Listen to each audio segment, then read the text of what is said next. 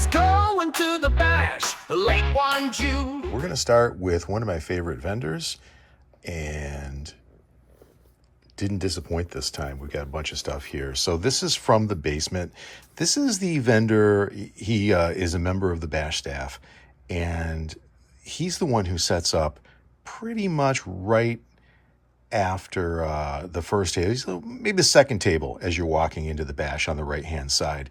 And for me, he's great because he puts out a bunch of very old and very cheap comics. And what that ends up being for me is my reading material during the bash. You know, I get back to the hotel and I want to just relax.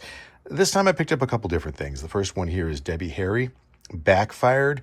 This is from the album Cuckoo, which I think came out in about 81. I can actually remember at the time this being reviewed in Heavy Metal of all places. And the reason for that makes a little bit more sense if you know more about the art direction and the actual logos and artwork that's behind the album. It's by Giger, the guy who is probably most famous for creating the alien in the film in 1979 and the artwork around it. So I was happy to get this. Kind of reminds me of that period of time. Now we come to the comics, and of course I'm looking for the spooky stuff. Here we've got some old Harvey comics, which I love. Little Archie with kind of a Halloween theme, very cool. Can't turn myself away from any old Hulk, and this is the Herb Trimpe Hulk, a little before my Sal Buscema, but still love it, and I was glad to get it. And check this out, a Giant Batman annual, absolutely fantastic. I think this dated back to about 1963 or 1964. So we're talking about the time of Leave It to Beaver, towards the end of that, and the Outer Limits is out, the Twilight Zone's wrapping up. That's when this came out, was on the newsstands. Absolutely wonderful. And then I couldn't resist this. It sat there and just nobody would buy it. And I'm just not going to let that gale go feeling unappreciated. So I picked up the Little Lotta. And then there are a couple magazines. The Spirit, Will Eisner, absolutely fantastic artist. And I couldn't beat the price on this. And a Film Facts with Buster Crabbe talking about some of his, actually Buck Rogers specifically, the serial from back in the 30s. Everything that I just showed you, with the exception of the Debbie Harry, which obviously you can still see the sticker was $5, everything was $1. And it was perfect. I picked it up, I think, the first day and throughout the bash, but a couple things the first day, and it was fantastic. Something for me to read. The next set of things I've got here, let's see. Why don't we do this? These are all from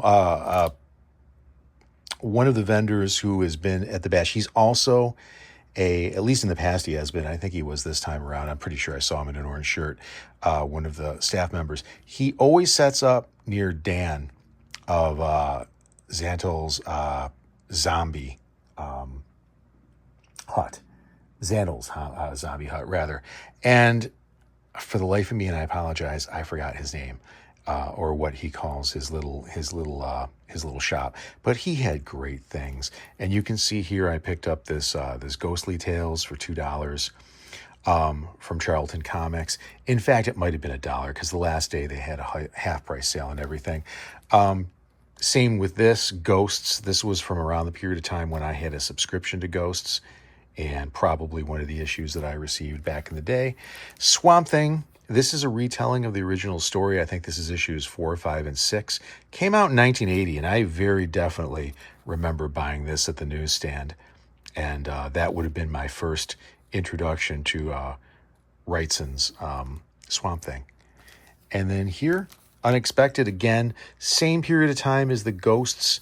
I also had a subscription to this, probably received this issue.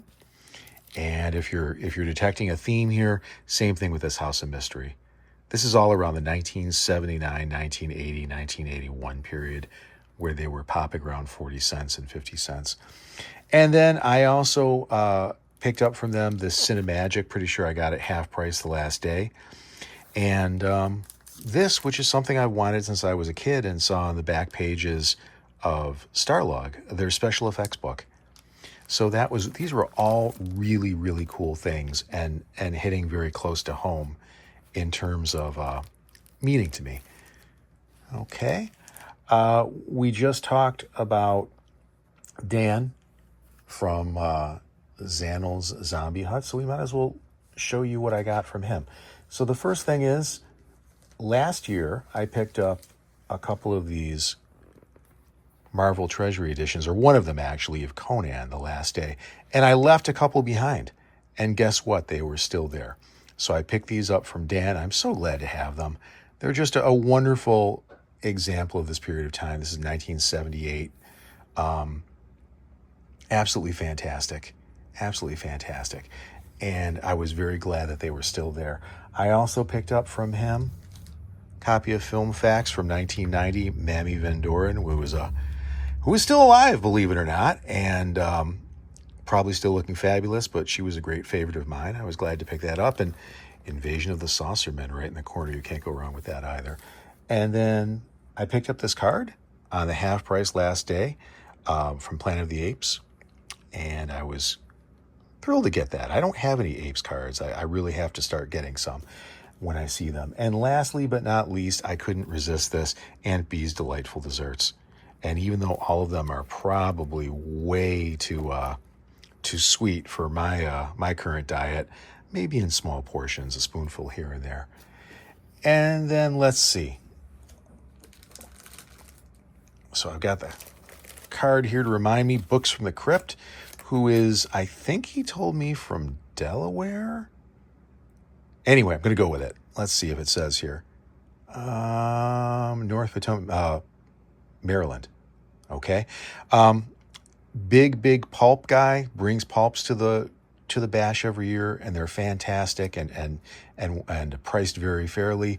And he's also a big force in the convention coming up in August, which I have a card here for somewhere, I think. Yeah, right here. Sorry for the mess.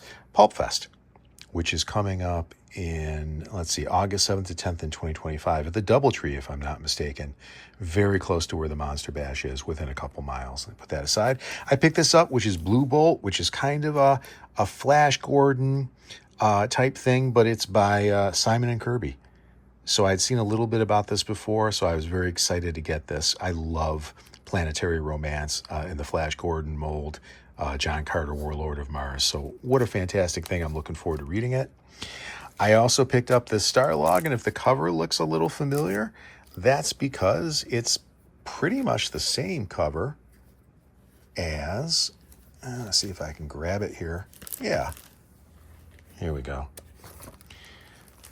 As the Cinemagic, also a Starlog magazine. This one, of course, is about making your own films, special effects, and what type of, all the kind of things you need, especially back in the Super 8 film era, but also into the video era a little bit. And this is Starlog number 8, fairly early issue. And it's, of course, got on the cover, just like the Cinemagic did, not Planet of the Apes, Land of the Lost, which is kind of a cool thing. In fact, I showed this to the cast there who is at the Bash this year, and they got a kick out of it. I also picked up this Fangoria, which I remember having. And again, this is probably about 1980. You can tell by the movies on there, Saturn III.